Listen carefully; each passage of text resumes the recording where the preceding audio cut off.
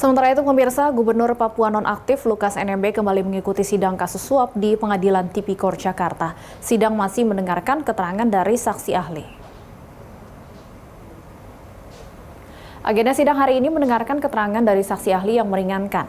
Pada Senin lalu, 2 orang ahli yang meringankan telah dihadirkan, yaitu ahli hukum tata negara Muhammad Ruliandi dan ahli hukum keuangan negara Eko Sembodo. Dalam kasus ini, Lukas NMB disebut telah merugikan negara hingga 46,8 miliar rupiah.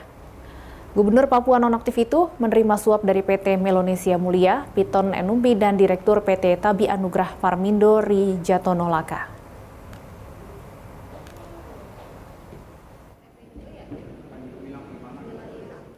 Seperti apa jalannya sidang Lukas NMB siang ini? Kita bersama dengan Sela Rizky dari Pengadilan Tipikor.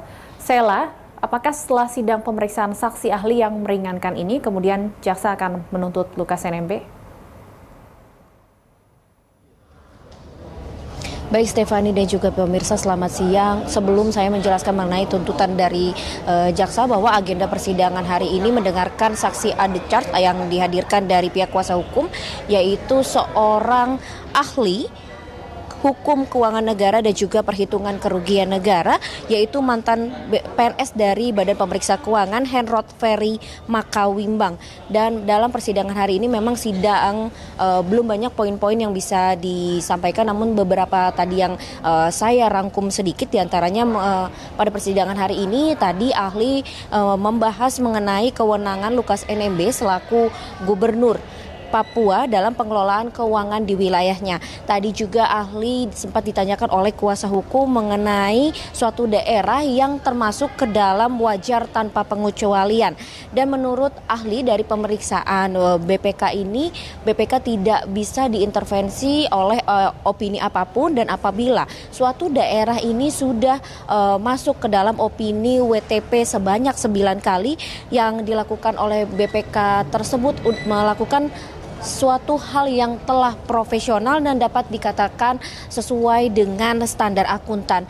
Kemudian juga tadi ahli menyampaikan terkait unsur-unsur tindak pidana yang didakwakan kepada Lukas NMB, seperti salah satunya yaitu terkait perjudian. Menurut ahli Ferry tersebut, bukan hasilnya apa, harus dibuktikan terlebih dahulu hasil dari perjudian itu apa, namun bukan keuangan atau kerugian keuangan yang dipakai untuk perjudian.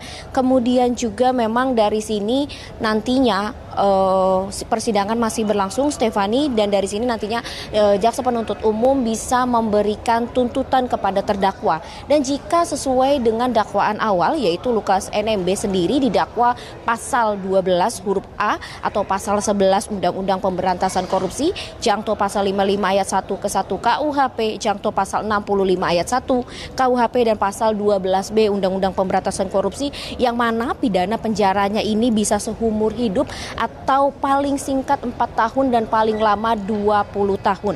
Serta denda yang paling sedikit yaitu 200 juta rupiah, kemudian paling banyak 1 miliar. Demikian, Stefani. Sela, apakah hanya satu saksi ahli yang dihadirkan oleh pihak Lukas NMB hari ini atau akan ada saksi ahli lainnya?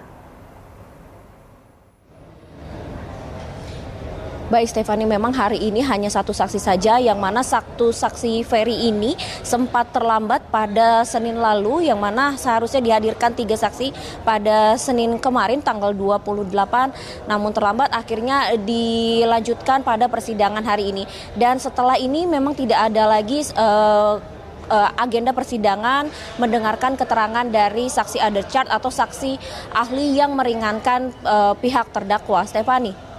Baik, terima kasih Sela Rizky dan juru kamera Muhammad Rizky melaporkan dari Pengadilan Tipikor Jakarta. Selamat bertugas kembali.